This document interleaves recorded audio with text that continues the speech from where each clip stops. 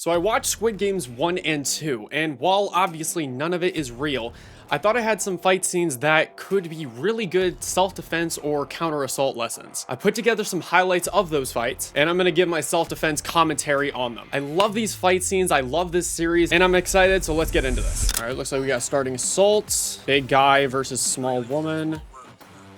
Clearly, obviously have some history going on. So immediately what she shouldn't be doing is she actually shouldn't be letting him get even this close to him, trying to block a punch. You're not going to be able to block it whenever they're within arm's distance from you. But a mere foot of extra distance, that's going to be a huge, huge change. So big mistake right off the bat is she shouldn't even let him in this close. I took care of you. I fed you. I taught you when you had... Yeah, there's definitely a lot of history between the two of them. Clearly says...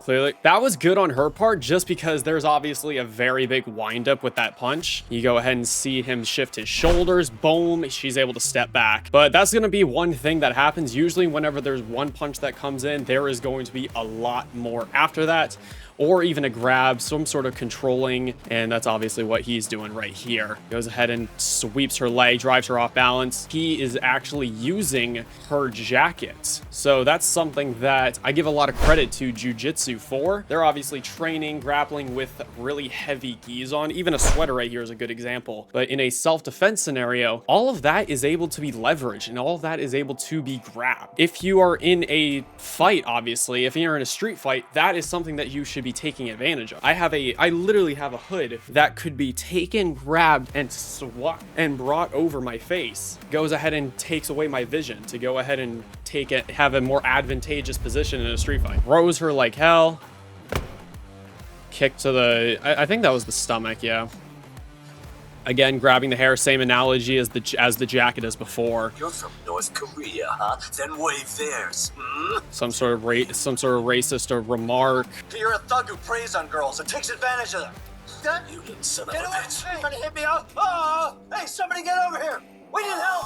456 actually does this almost perfectly. What he does a good job at is calling for help. If you are in a circumstance where you are in need of assistance, you need someone else's eyes, you need someone to go ahead and help you, crying, screaming at the top of your lungs, asking for help, definitely the way to go for a self-defense scenario especially. One thing that an assaulter does not want is a fight. They want transaction per se to be as easy as humanly possible for them to go ahead and just rob you, go ahead and get your money, get your wallet, keys, and then just get out of there. They do not want to fight, and that is going to bring attention, yelling and screaming, which is what everyone should be doing immediately when they feel threatened. All right, now we're looking at the Masquerade from season 2. Now, immediately what I'm seeing is strobe lights. Well, they're doing that obviously to mediafy it, to go ahead and make it a little bit more dramatic, but that really does actually impair your vision, which is something that you definitely need to train for. Now, I'm not necessarily saying you want to be training with your eyes closed, but you need to train self-defense and make sure your reactions are on point and you're able to fight when you have some sort of vision impairment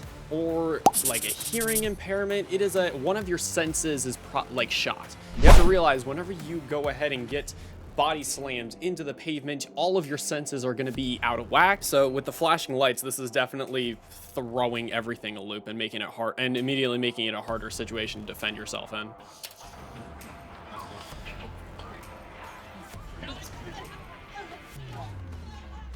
So one thing that I'm noticing is there is a lot of glass. These guys are using what we call weapons of opportunity. These essentially are everyday objects that may not necessarily be weapons, but they can be used as weapons.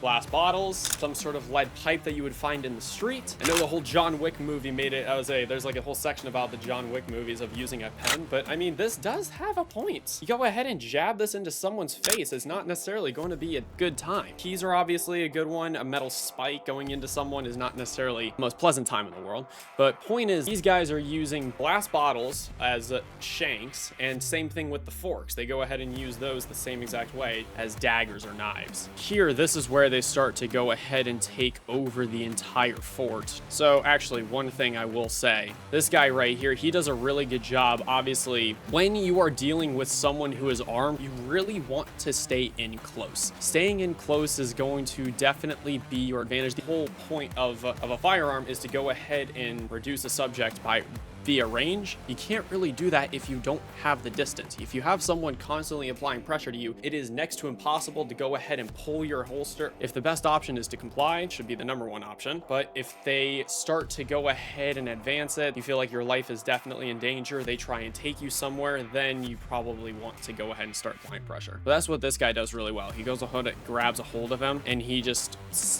locks him in. I will say Thanos is a great character. I enjoyed him a lot. Give it back. No. So clearly they have been starving the contestants, causing tension, causing them to hate each other. This is a similar idea with causing fights at bars. You have alcohol to go ahead and get people drunk, people act stupid, people act delusional. Same thing with hunger, but honestly with even more tension. You go ahead and pair all those people together, you're probably going to have some fights. Let Thanos feed it to you personally. But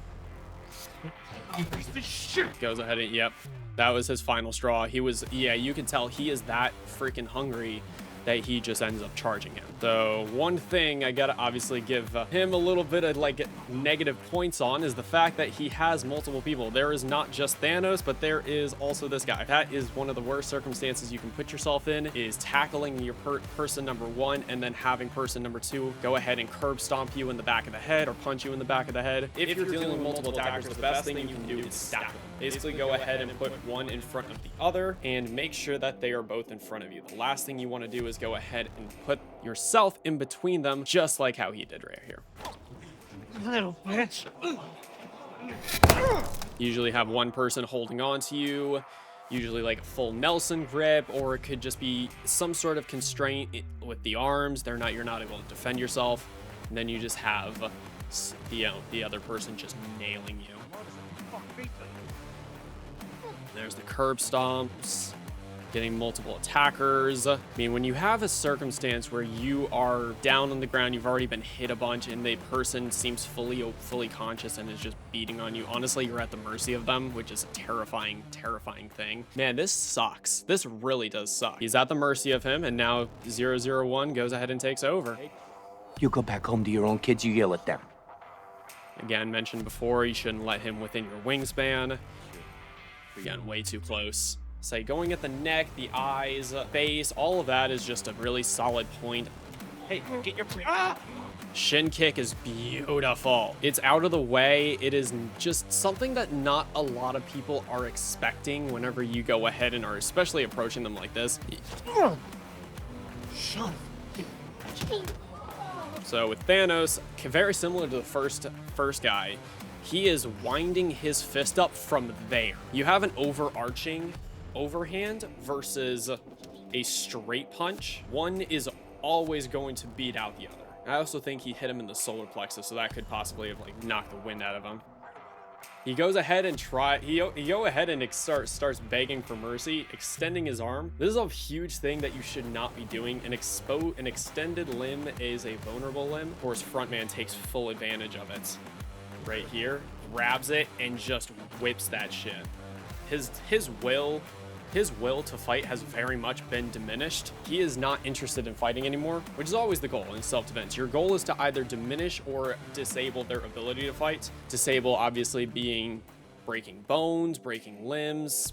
I mean, in the extreme cases, shooting them, and then diminishing their will to fight. It means like they got their ass whooped. They're not necessarily broken. They don't have like bodily injuries. They don't have bullet holes in them. They don't have stab wounds on them, but they just do not want to go ahead and fight this anymore. It's too much of a hassle, and that's kind of what's happened here. But frontman goes ahead and drops a knee going across the body. He's planted in. He goes ahead and has his 3 points of structure: his knee, his hand, and his foot. You go ahead and have that tripod build, you're gonna be very, very difficult to go ahead and swing. Oh man, those fights were wild. How about you go and check this video where I go ahead and train at a Muay Thai gym and I also get my butt kicked like these guys. And of course, stay safe and keep on training.